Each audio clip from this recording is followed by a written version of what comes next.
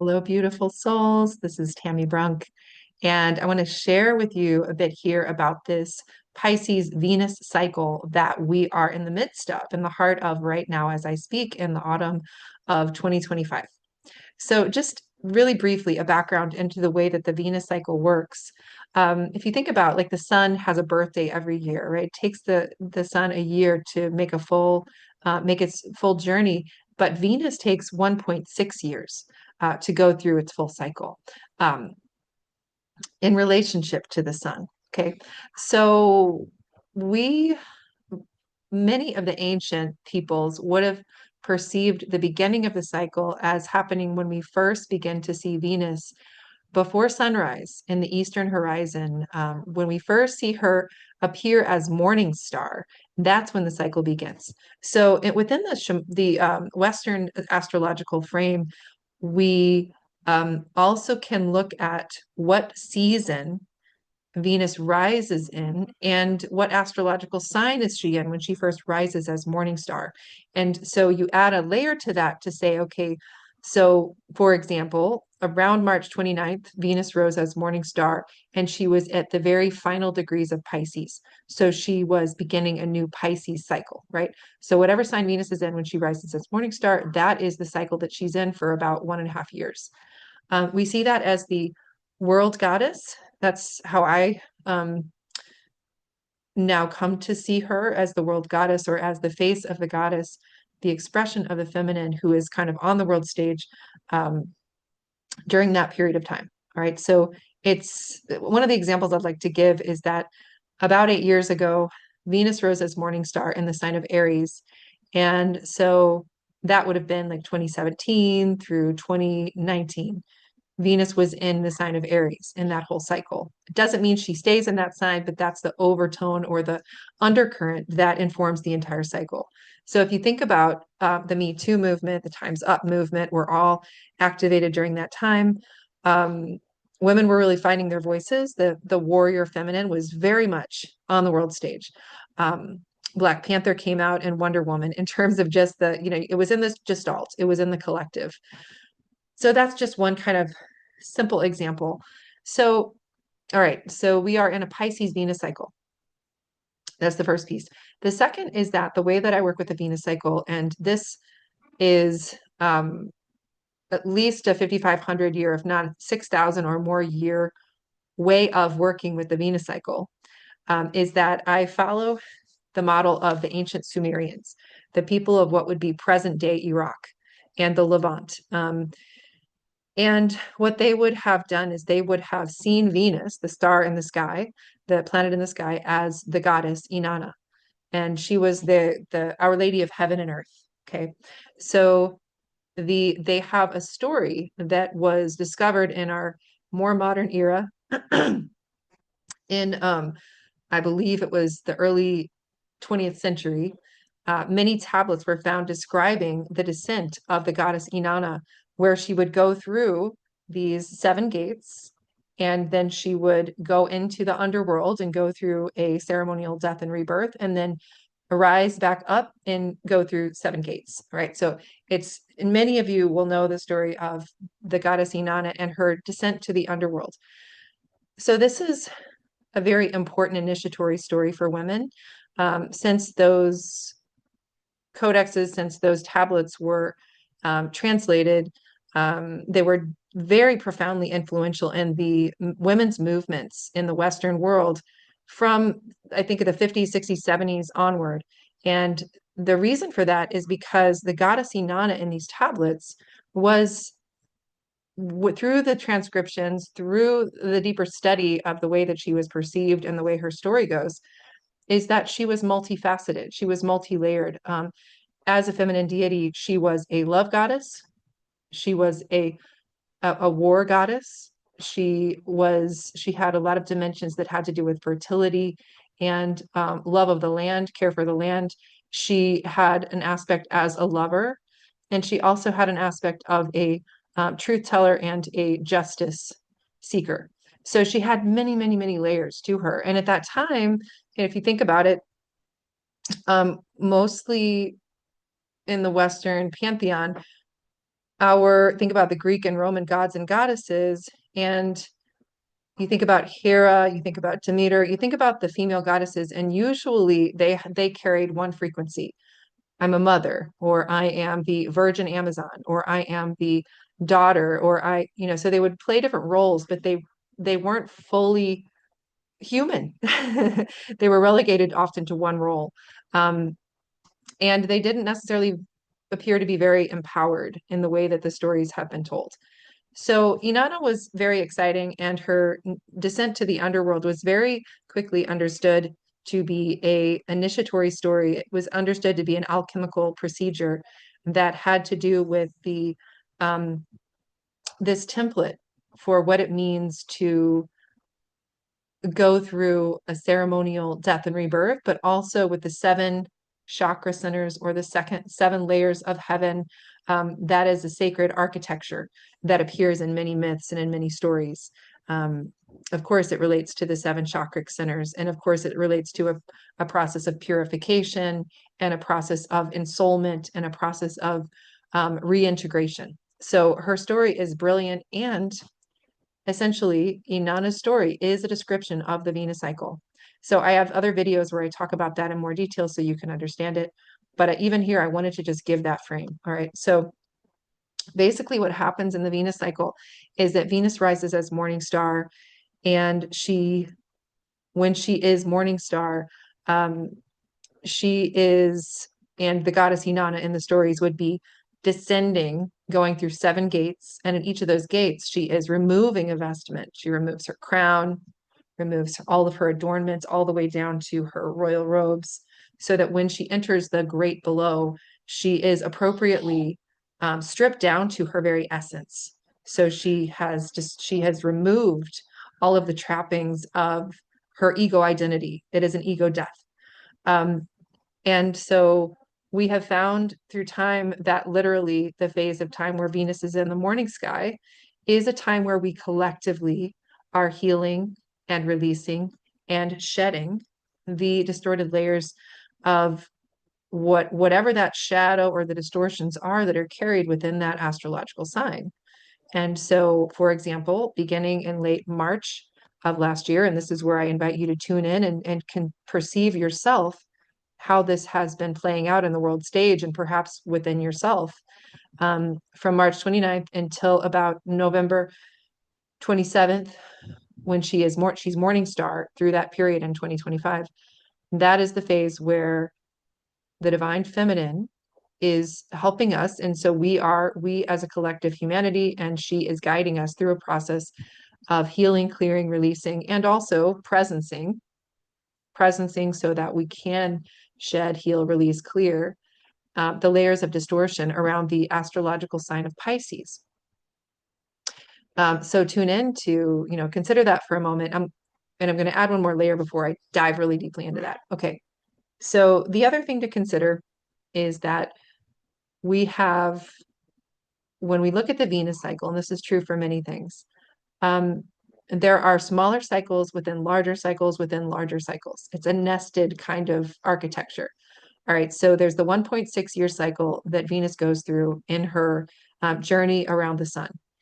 And then we have an 8 year Venus cycle, which is what the larger pattern where Venus um, she will basically, if you think of the beginning of the cycle where she is between the earth and the sun, all right, then she exits, she moves beyond the alignment with the sun, and she appears as morning star, and then she goes on a journey, and then she goes behind the sun, she comes back, and then she once again crosses between the earth and the sun. That's the cycle, right?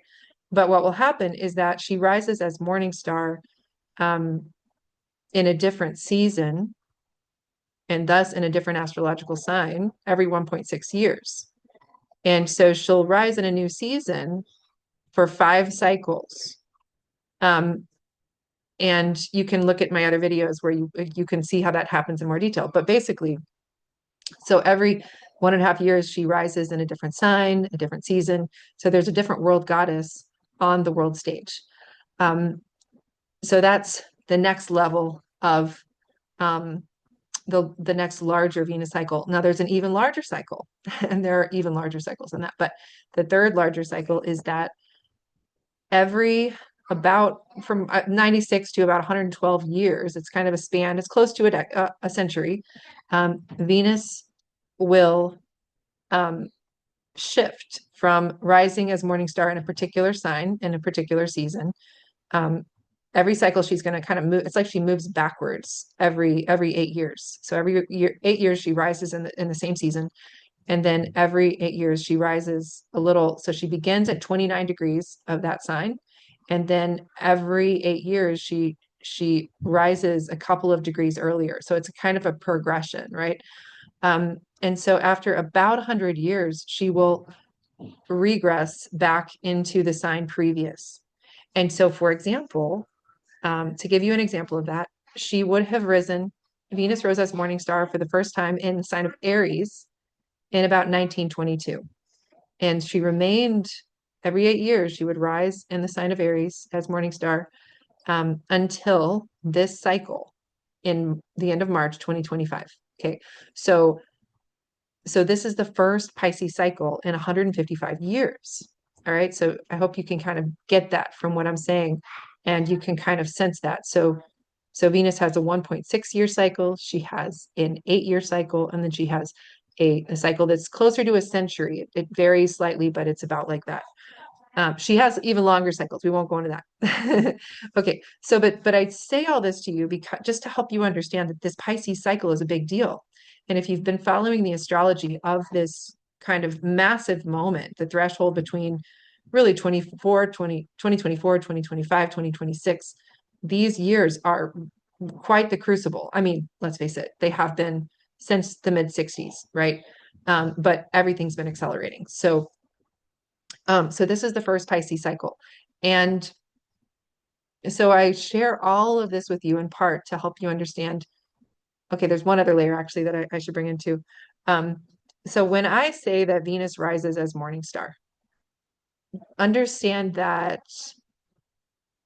this varies the date we can look at, we can predict what that date will be. And the way we do that and the way we can actually track that is by saying, and this is the way the ancients would have done it. The general rule of thumb for Venus was when it's 10 degrees from the sun. So when Venus separates 10 degrees from the sun, and that tends to be the time when you can begin to see her in the morning sky. And so that's generally when we're creating these tables, when the ancients would create these codexes or these tables, they would measure things in that way. Now, the reality is that based on the sign that Venus is in, her angle relative to the Earth and the sun is slightly different. So sometimes you will see her before that. I share all this with you to say that even though that 10-degree rule by and large is accurate, when Venus begins to shift into a new cycle, it's quite likely that in some places on the Earth, some people could have seen her as morning star a little bit before that. And when Venus rises as morning star, just adding another layer, she's always retrograde. So if people would have seen her rise as morning star a little before that period, when she had moved backward into Pisces from Aries, then some people probably would have seen her rise as morning star in the sign of Aries. All right. Just to say that the reason I share all this is to say that the way I've always felt it is that in this Venus cycle, there's still that energy of Aries that's present. It's like there's still a taste of that that's present, but the new inflowing energy is Pisces. So the dominant energy that's coming in now is Pisces, and also because Venus was in the sign of Pisces for much longer than she will have been in any other sign, leading up to her morning star rise and after. Okay, so that's another reason we say that that's the world goddess's sign. Okay, so with all those layers in place, so basically this is a Pisces Venus cycle, and we know that there's also an aspect of Aries that's still in the field that's being worked through. And we're going to have about 100 years more now of the Pisces goddess on the world stage. So that tells us something about what humanity's current trajectory is, what our current focus and initiatory journey is about. And so, all right, so with all that as background, one of the ways to look at this Venus in Pisces cycle, and also really 2025 and 2026 in general, because there's so much movement in 2025 and 2026 of planets moving between the late degrees of Pisces, the early degrees of Aries. Okay, that's the threshold. And that is a creational threshold. But what it also is it is a recapitulation or a revisiting of the energies of the Pisces age and the Aries age. And if you know anything about astrological ages, most of you will be familiar with that based on the idea that, you hear so much about we're moving into the age of Aquarius, right? And what that's initially focused on, it has to do with the constellation that is rising at the spring equinox. And that changes over time because that's part of a larger 26,000 year cycle where the sun will be poised behind every constellation over the period of 26,000 years at the spring equinox. And so about 4,000 or 5,000 years ago, 5,500 years ago, about the time that Venus the Inanna stories were being told. And you can listen to my other video about the Inanna story to learn more about this. But when that story was being told was when we were shifting from the age of Taurus, which was a more feminine, female honoring age, into the age of Aries, which was kind of a movement into the Bronze Age.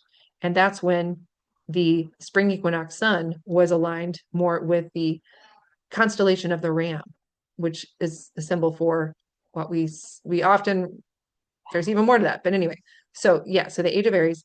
And then it would have also, after that, moved into the age of Pisces. So many of us see that as the movement into a more patriarchal era that we've been in since the last 5,500 or so years.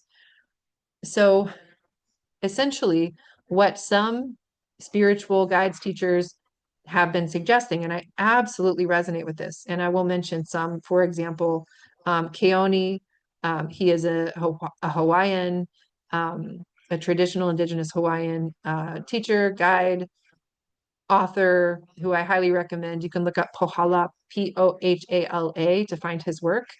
But he is one that first brought to my mind this idea that the age of Aries, the age of Pisces, that we haven't fully cleared collectively the energies of those ages.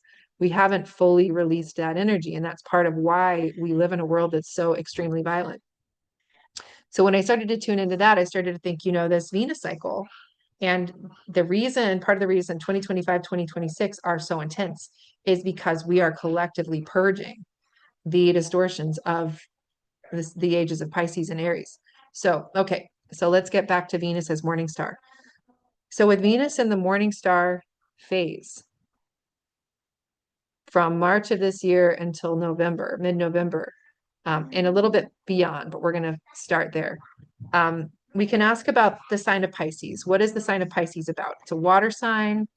It is connected to the mysteries of compassion, of empathy, of higher love, transpersonal love. Those are some of the essential qualities of Pisces. Pisces is the last sign in the zodiac according to the tropical calendar, and there's more I could say about that, but I'm going to leave it there. And so from the Western frame we've been living within, it's the omega, it's the final cycle, the final sign. So Pisces it's really the place where at its highest expression, we connect back to the one, right? So we're on a journey of individuation from God, from source. And when we get to Pisces, we return to that field of unity consciousness. That is really the frequency of Pisces, is unity consciousness, one with the divine.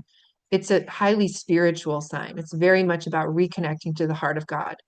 And when I say God, we can say universe, we can say universal source, we can say creator, we can say the field of love that animates life. There are a lot of ways we can speak to that. But Pisces has to do with a reconnection to that heart medicine of that place where we all connect. We are all one, unity consciousness. Okay, so those are all beautiful things. And that is the essence of Pisces. However, there are distortions, or there can be aspects of the field of every astrological sign that have become distorted. And that's what Venus helps us to purify and clear, because there is, like, the goddess moving through each of the energy centers. The seven gates are each of the chakras: the crown, the brow, the throat, the heart, solar plexus, sacral, root, and sometimes soul star, sometimes earth star chakra. Sometimes there are up to 9 of those activations of Venus on her way down and on her way up. So we can ask now, what are the distortions of Pisces? What are the shadow? And we can look at it first. I want to start with an out picturing of what in the collective we can see have been the shadows of the Pisces age, which began about 2000 years ago. And we can look at what it is, and we can look at how those distortions have been compressed since 2025 began, and since really the Venus cycle began as well. So we can see where, for example, and we can see this playing out in other areas. I don't mean to be US centric, but I know what happens in the US impacts a lot of people.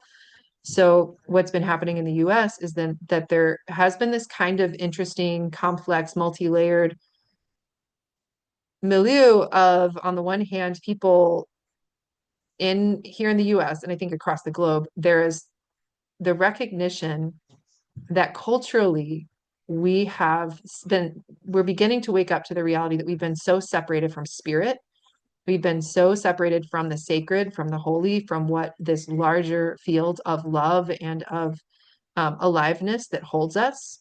And so there has been a longing to return to the sacred, to spiritual principles, to spiritual gnosis, to a deeper connection with something numinous, with the sense of meaning and purpose. All of those things, people are longing for that because we have become very separate from source. And so you'll see that playing out, and also, let's be honest, we're at the turning of an age. And so it's very chaotic.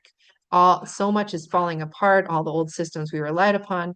And so people are also looking for certainty. So there are a lot of people who are looking to the old models of religion. And unfortunately, some of the very literalist kind of interpretations of religion. Um, so we can see that happening, and the rising of Christian nationalism potentially in this country, and all of these kinds of frequencies that have to do with, I see as the shadow of Pisces and Aries. When I talk about the age of Aries, that is very patriarchal, very hyper patriarchal. It comes from a survival paradigm. There's a book, Saharasia, that really goes into detail about the way that the Abrahamic religions, these religions that really emerged from these desert fathers and from a particular place on the land, the cultures that seeded our current culture were highly traumatized cultures because they were living on the land and through times that were immensely harsh due to certain conditions of drought and certain patterns of the environment, and these nomadic peoples who ended up becoming the kind of forefathers of the Abrahamic religions. So these religions were kind of rooted in trauma, rooted in, one of the examples given in Saharasia is that in some of these cultures, if you were, because there was such a struggle for resources, if you were a parent, a mother or father, and you had your baby on your back, or however you had your baby, and that baby was not kind of muffled, if you were moving across the land and you were trying to battle these other tribal peoples where for very limited resources, that child would need to be muffled and would need to be controlled and contained so that they didn't make any noises, so that you weren't going to be alerted, and you weren't going to lose your life because you were visible, you could be heard.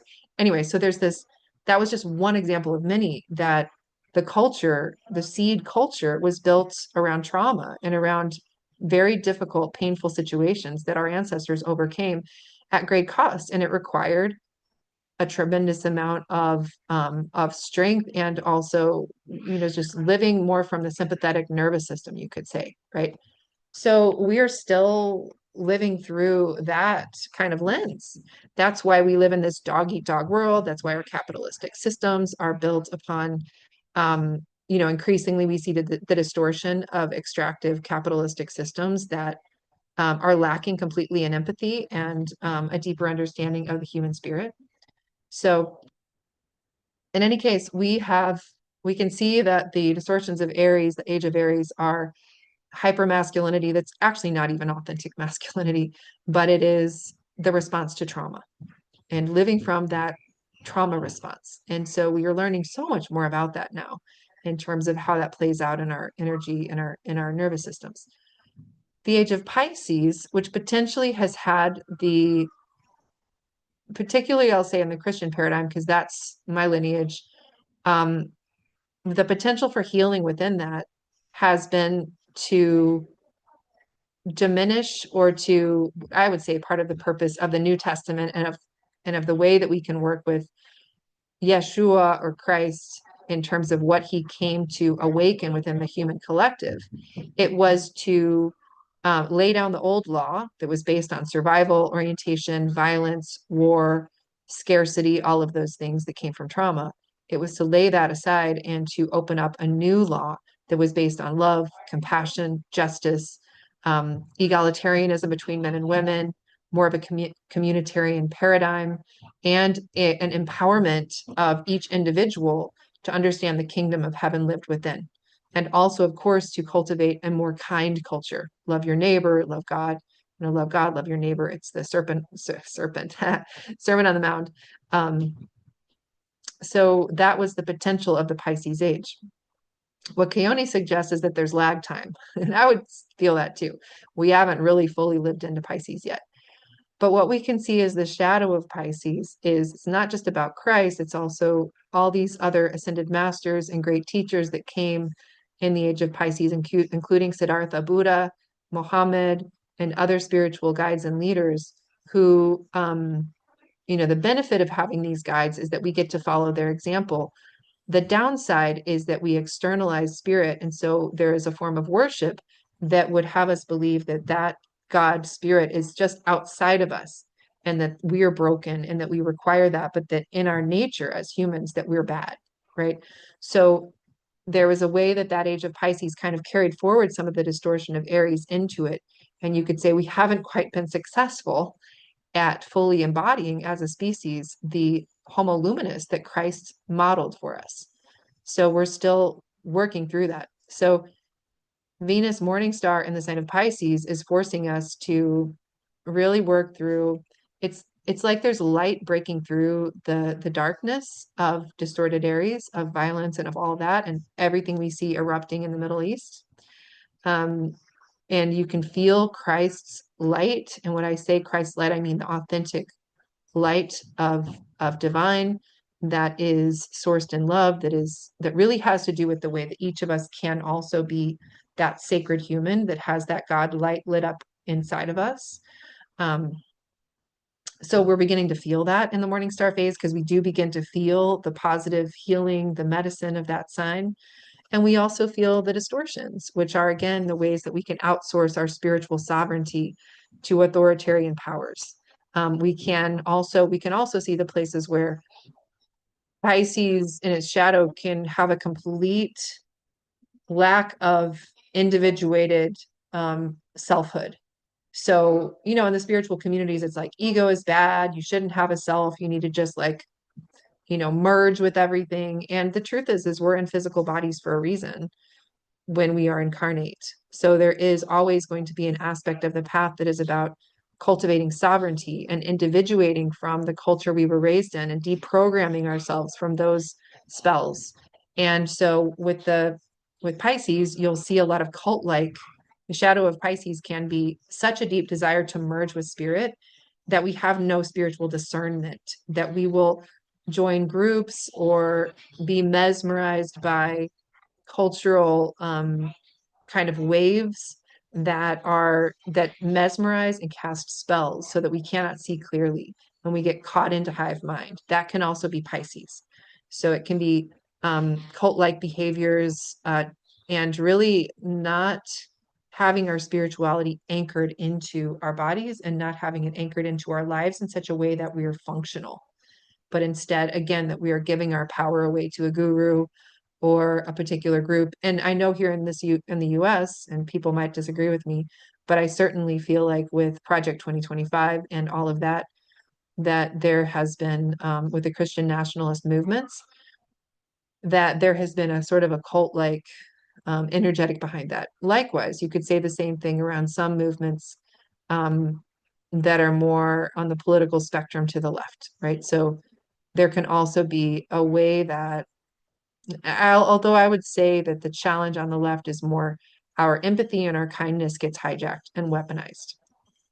So that, for example, I've felt this in myself. There's a way that because when we see what's happening in Gaza, when we see what's happening in Sudan, when we wake up to the horrors of what's happening um, in some of these regions of the world and the ways that certain nations, like my nation, have been exploiting and extracting in ways that are deeply harming, then we can sometimes, there's a lot of things that can happen with that. But part of what can happen with that is that we so identify with the pain and the suffering of the people who are going through all of this that we can collapse. We can lose our own agency. We can even almost merge our own pain body from our own historic ancestral pain, because we all have the epigenetic coding of that. And we become so entranced and mesmerized by pain and trauma because it's been such, there it's been such a part of our programming now for so long that it makes it difficult for us to do the necessary separation from these old ancient pain patterns into looking towards a different way of operating as a species and as individuals, based more on pleasure, based more on deep bonds and connection and community, a deep connection to the earth, and living peacemaking cultures that are coherent, that are sourced in a connection with organic reality, right? So that's part of the challenge, I think, for those of us who are more coming from a progressive or liberal or whatever you want to say, that we can also cultivate massive empathy fatigue because we might be lacking in discernment or a full acknowledgement of the reality that as a physical incarnate being, we have limits. We cannot do everything all at the same time, right? So, okay, I'm going to leave it there. So that's pretty much what I wanted to say. I wanted to cover. I know I went through a lot of territory there, but just to kind of wrap it up, basically we are in a Pisces Venus cycle. We're in the morning star phase right now. We're about to enter the Venus underworld. And that's going to be from November 27th until about February 17th, when Venus appears as evening star. And so I see the Venus Inanna Underworld, this period we're about to move into, where Venus is on the other side of the sun and we can't see her. I see that as a period where an even deeper releasing, surrendering, and a giveaway of the distortions of these astrological signs is offered to us. So if you want to think, then the homework is, if you want to think about where those themes of the Aries distortions, which can be competition, scarcity, operating from a place of survival and trauma, and the places where you've seen that in yourself since last late March, or the places where you've seen yourself kind of lacking in clarity, feeling foggy, distorted, like getting caught into lots of spells of what other people think, what other people say, kind of melding with going into people pleasing, going into over caretaking, going into letting your empathy be hijacked, losing your sovereignty, losing your sense of self. Those are some of the territories that you might be, and you might have your own list for Pisces, for Aries. But consider from last March through now, where have you been encountering those distortions? And so then when we enter the underworld, then it's an opportunity as a collective in this container to work with lots of different tools, modalities, and ceremonial containers, and within our dreaming, and because of our heart-centered collective, to even more fully clear, heal, and release those old patterns from the ages of Aries and Pisces. And we're going to invite in the highest frequencies of the guiding lights from this era. And I can't, I may bring in guest speakers. I will hope, who can tune into that from the Islamic, the deep, rich, fertile soil of the Islamic traditions, because certainly I always feel that the three religions, the three Abrahamic religions, Islam, Judaism, Christianity, each of them is like a trinity where if you bring together the core essence, what's beautiful and true about each of them, then they form a whole. But the problem is they're all three separated from each other at the root. And I feel that Inanna actually is what brings them together. So, okay, I'm going to leave it there. And that is what I want to say. And we'll get more. I will briefly say, then we'll go into the evening star phase, and that will be from um, about February 17th when Venus begins to be visible as evening star. And then that'll last through mid-October of this next year, 2026. She'll be evening star, and that'll be the completion of the cycle. So that's when we're reintegrating and we are really stepping into and standing in the new frequencies of Pisces, of empowered Aries, and the new healed sovereign connected. It's like I get to be me and I get to be connected to the whole at the same time. I get to be an individuated sovereign self, and I also get to be part of this very juicy collective Piscean and Aquarian um, energy of co-creative, synergistic, ecstatic, synergistic connection. All right, so I'm going to leave it there, and I've got these other videos that you can watch as well that'll kind of break down more of this journey. All right.